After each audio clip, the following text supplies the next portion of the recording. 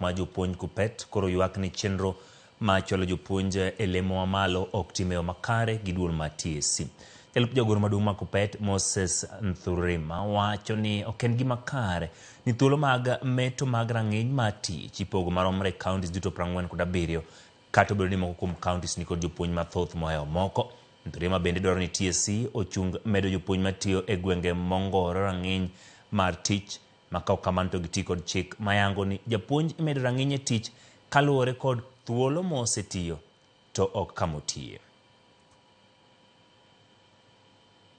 We have been made to understand that TSC has distributed vacancies equally among the 47 counties, bearing in mind that all the counties do not have equal number of teachers.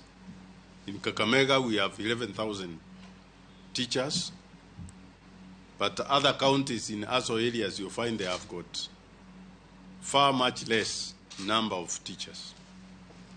We understand that now the slots are being shared equally. And that one would seriously discriminate counties with a higher number of teachers like Kiambu. For teachers in arid and semi-arid areas has become a major cause of inequality in the service.